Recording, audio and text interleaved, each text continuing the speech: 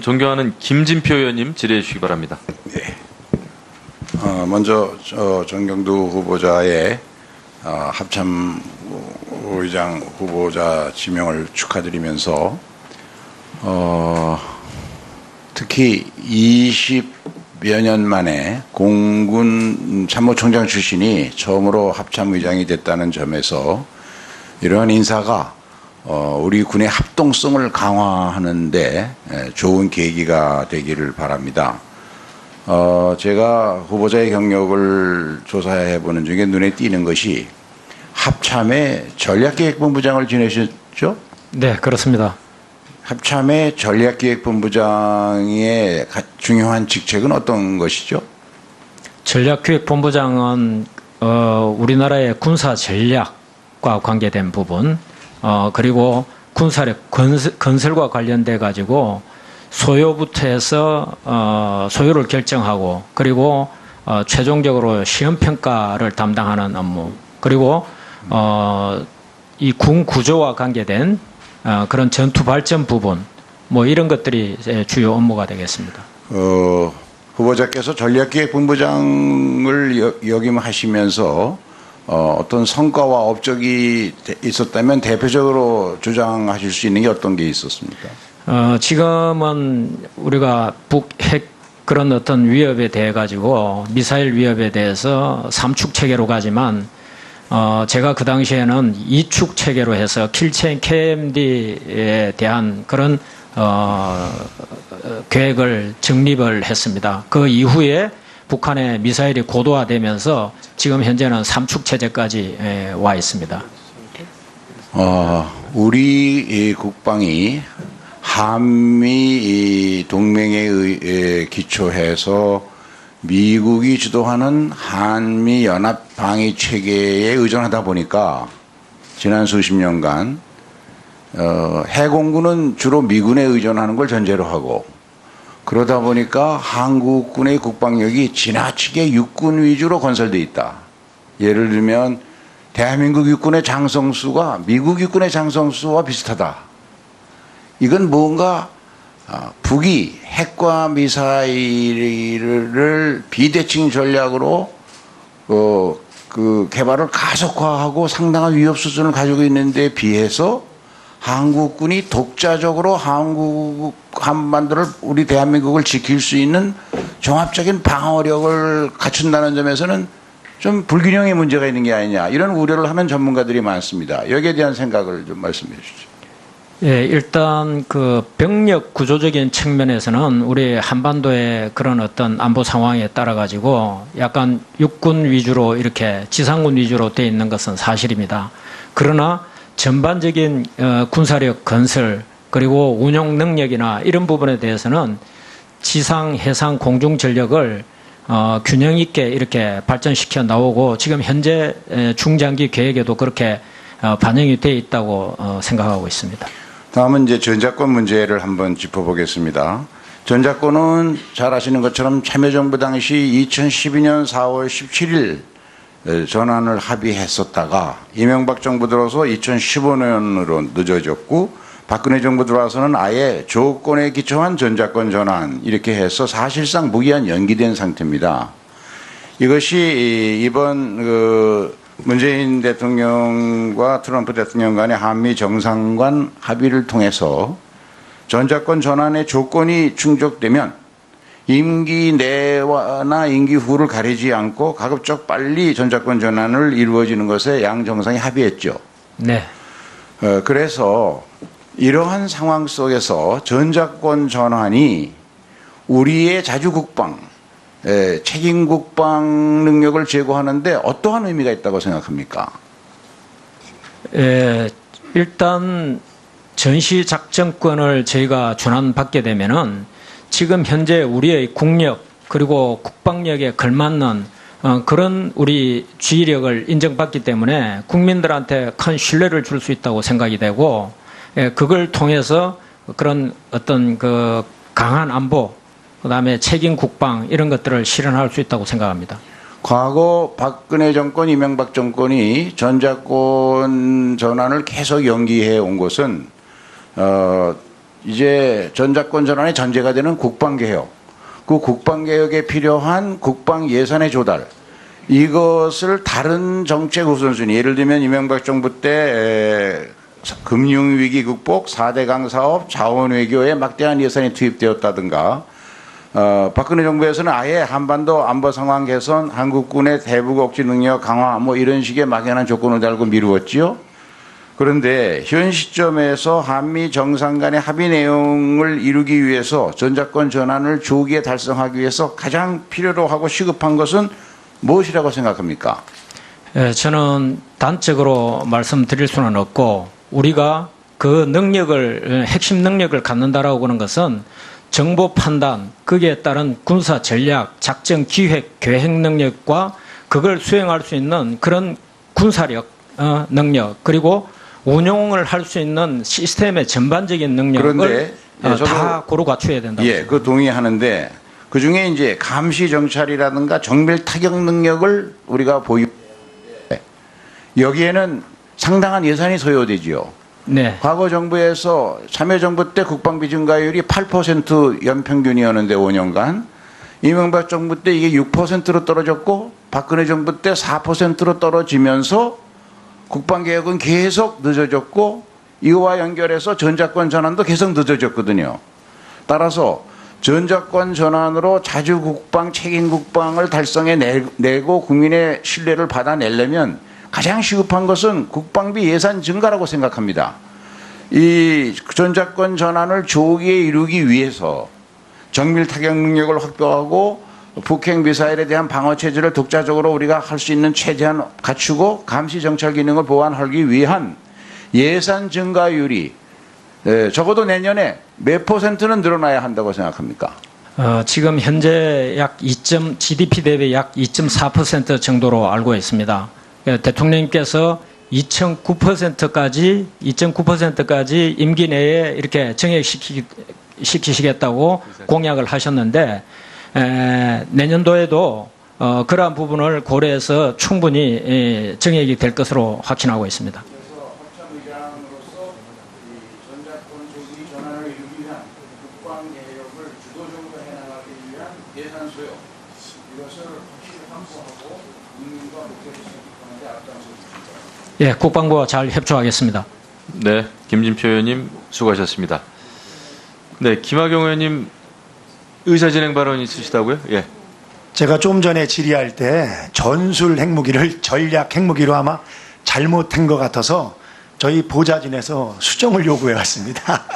네, 그렇게 좀 고쳐주시기 바랍니다. 네, 잘 알겠습니다. 그렇게 수정해 주시기 바랍니다. 네, 다음은 존경하는 백승주 의원님 질의해 주시기 바랍니다. 예, 합참의장 후보자님 그 후보자로 지명된 것을 먼저 축하드립니다. 감사합니다. 저는 이런 생각을 갖고 있습니다. 평소에 국가와 시민단체가 다른 점은 국가는 전쟁이 필요할 때 전쟁을 결심할 수 있고 개인에게 목숨까지 요구할 수, 사형까지 요구할 수 있는 행사적 처벌 권한을 갖고 있는 것이 국가와 시민단체가 다르다 이렇게 생각을 하고 있습니다.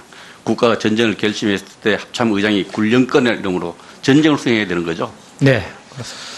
예, 그래서 오늘 우리 국민들이 다 지켜보고 있습니다. 합참의장님이 그런 국가가 그러한 결심을 했을 때 잘할 수 있는 가를 살펴보고 있기 때문에 남다른 소신과 강단, 배짱 이런 것을 좀 보고 싶어 합니다.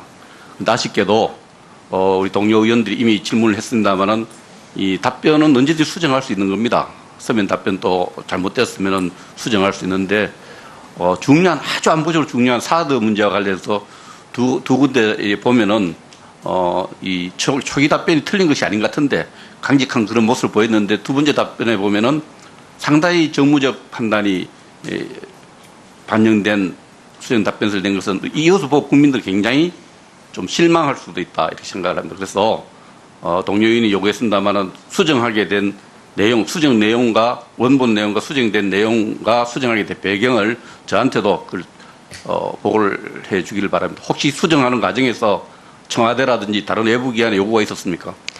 그건 절대 없었고 사실은 제가 그 답변서를 이렇게 작성을 하면서 검토를 해서 제가 이게 답변 내용을 했는데 여러 의원님들께서 유사한 질문을 많이 이렇게 하시다 보니까 그 답변서를 작성하면서 답변서 작성하는 사람들마다 약간 개개인의 특성이 있어가지고 조금씩 다르게 된 부분을 이번에 제가 그 통일시켜가지고 제출하게 됐습니다. 예, 그 질문 드리겠습니다. 그 2015년 4월부터 2015년 8월까지 합참의 전략본부장으로 일을 하셨죠? 네. 4개월은 매우 짧습니다. 그래서 합참의 인사 주기가 저는 매우 잘못되었다고 9월까지 5개월입니다. 했었는데 네.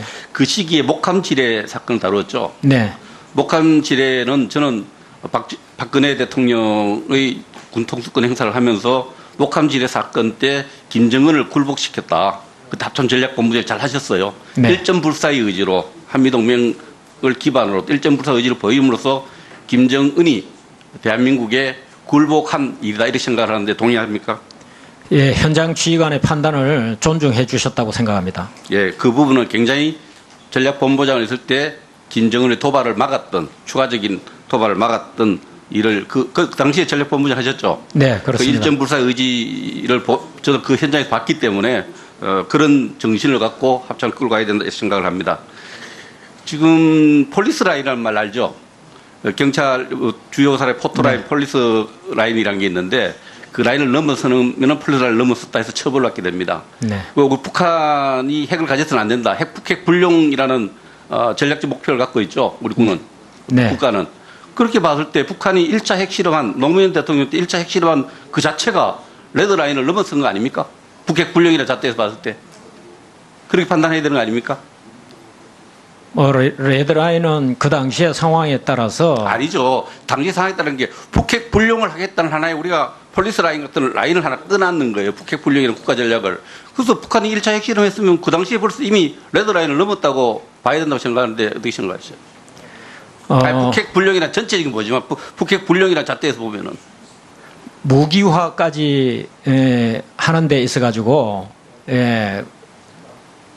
완전히 무기화까지는 안 됐기 전술적 때문에 사용까지는 좀 더 딜리버리 시스템까지 갖춰서 핵무기체계 완성이라는 라인을 봤을 때 그렇고 이미 북한 핵을 불용하겠다 하면 비핵화 선언 중에서 핵의 개발, 생산, 반입, 운용, 실험 이 모두 다 비핵화의 원칙이에요. 그 선에서 봤을 때 이미 북한이 1차 핵실험 했을 때 레드라인을 넘었다고 봐야 되는 거 아닙니까? 일단 의원님께서 동의하는 거죠? 말씀하신 대로 레드라인을 넘었다라고 생각한 부분이 있다고 그러면 그래서 그 이후에 외교적인 경제적인 그런 압박 제재가 아니요, 계속 지금 대답을 진행됐다고 생각합니다. 의장님 그 이미 북한 핵을 불용하겠다는 잣대에서 봤을 때 1차 핵실험한 것이 이미 북핵 비핵화선을 깬 거고 레드라인을 넘은 겁니다. 군사적 판단은 그렇게 해줘야 되는 겁니다. 정치적으로 외교적으로 NPT 체제 상황을 보는 게 아니고 군사적으로는 이미 레드라인을 넘었었다. 저는 이미 2004년도에 북한 핵 보유 시에 군사적 정책을 어떻게 조정할까에 대한 보고를 쓴 적이 있습니다. 군사적 판단은 그렇게 다른 일반인이 판단하는 건 달라야 된다는 점을 이야기합니다. 레드라인은 이미 북핵 불령의 잣대에 봤을 때는 2006년도에 이미 넘었었다. 이렇게 생각을 합니다. 의장님, 그 전쟁을 수행한 가장 기초적으로 판단하는 게 남북한 군사력 비교 아니겠어요? 남북한에 있어서. 네. 남북한 군사력 비교를 했을 때 어떻게 평가합니까? 폴밀 게임을 통해서 봤을 때.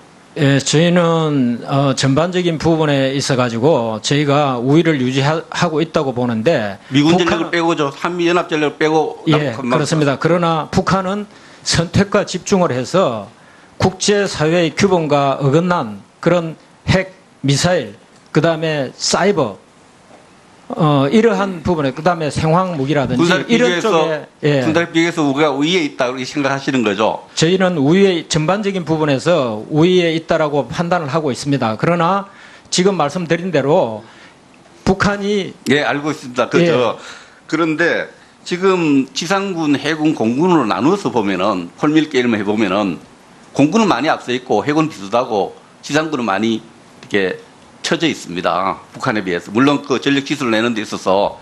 그래서 전쟁을 준비하는 데서 상군 균형 성장이라는 말은 맞지 않다. 균형 발전이라는 말은 전쟁을 잘할 수 있는 우리 군을 건설하기 위해서는 어떤 군이 좀 기형적으로 좀 더 센 것이 유리할 수도 있거든요. 그 상군 균형 성장에 대해서는 계속 균형 성장을 하겠다는 용어보다는 전쟁이 있을 수 있는 군대로 가는데 불균형도 가능하다고 생각하면 어떻게 생각해요? 저는 오늘 답변 중에도 있었지만 앞으로 모든 제 어떤 그런 업무, 임무 기준은 우리 대한민국 국가와 국민의 안전을 어떻게 잘 지킬 것인가, 미래 우리 후배들이 어떻게 나를 잘 지켜줄 것인가, 그 기준으로 모든 것을 판단하고 하겠습니다. 네, 백승주 의원님 수고하셨습니다. 다음은 존경하는 서영교 의원님 질의해 주시기 바랍니다. 예, 일단 그 병력 구조적인 측면에서는 우리 한반도의 그런 어떤 안보 상황에 따라 가지고 약간 육군 위주로 이렇게 지상군 위주로 돼 있는 것은 사실입니다. 그러나 전반적인 군사력 건설 그리고 운용 능력이나 이런 부분에 대해서는 지상, 해상, 공중 전력을 균형 있게 이렇게 발전시켜 나오고 지금 현재 중장기 계획에도 그렇게 반영이 돼 있다고 생각하고 있습니다. 다음은 이제 전자권 문제를 한번 짚어보겠습니다. 전자권은 잘 아시는 것처럼 참여정부 당시 2012년 4월 17일 전환을 합의했었다가 이명박 정부 들어서 2015년으로 늦어졌고 박근혜 정부 들어와서는 아예 조건에 기초한 전자권 전환 이렇게 해서 사실상 무기한 연기된 상태입니다. 이것이 이번 문재인 대통령과 트럼프 대통령 간의 한미 정상간 합의를 통해서 전자권 전환의 조건이 충족되면 임기 내나 임기 후를 가리지 않고 가급적 빨리 전자권 전환을 이루어지는 것에 양 정상이 합의했죠. 네. 그래서 이러한 상황 속에서 전자권 전환이 우리의 자주국방, 책임 국방 능력을 제고하는데 어떠한 의미가 있다고 생각합니까?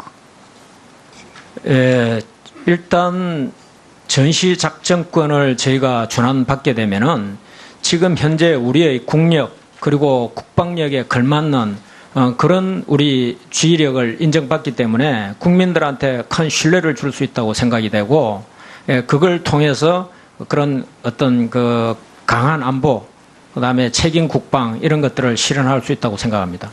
과거 박근혜 정권, 이명박 정권이 전자권 전환을 가지고 소요부터 해서 소요를 결정하고 그리고 최종적으로 시험 평가를 담당하는 업무, 그리고 이 군 구조와 관계된 그런 전투 발전 부분, 뭐 이런 것들이 주요 업무가 되겠습니다.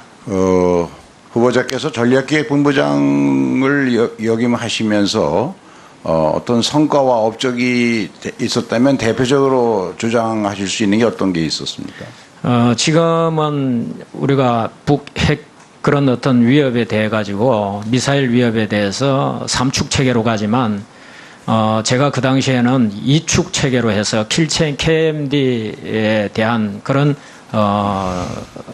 계획을 정립을 했습니다. 그 이후에 북한의 미사일이 고도화되면서 지금 현재는 3축 체제까지 와 있습니다. 우리 국방이 한미 동맹에 기초해서 미국이 주도하는 한미 연합 방위 체계에 의존하다 보니까 지난 수십 년간 해공군은 주로 미군에 의존하는 걸 전제로 하고, 그러다 보니까 한국군의 국방력이 지나치게 육군 위주로 건설되어 있다. 예를 들면 대한민국 육군의 장성수가 미국 육군의 장성수와 비슷하다. 이건 뭔가 북이 핵과 미사일을 비대칭 전략으로 그 개발을 가속화하고 상당한 위협 수준을 가지고 있는데 비해서 한국군이 독자적으로 한반도를, 우리 대한민국을 지킬 수 있는 종합적인 방어력을 갖춘다는 점에서는 좀 불균형의 문제가 있는 게 아니냐, 이런 우려를 하는 전문가들이 많습니다. 여기에 대한 생각을 좀 말씀해 주시죠. 다음은 존경하는 김진표 의원님 질의해 주시기 바랍니다. 네. 먼저 정경두 후보자의 합참 의장 후보자 지명을 축하드리면서 특히 20여 년 만에 공군 참모총장 출신이 처음으로 합참의장이 됐다는 점에서 이러한 인사가 우리 군의 합동성을 강화하는 데 좋은 계기가 되기를 바랍니다. 제가 후보자의 경력을 조사해 보는 중에 눈에 띄는 것이 합참의 전략기획본부장을 지내셨죠? 네, 그렇습니다. 합참의 전략기획본부장의 중요한 직책은 어떤 것이죠? 전략기획본부장은 우리나라의 군사 전략과 관계된 부분, 그리고 군사력 건설과 관련된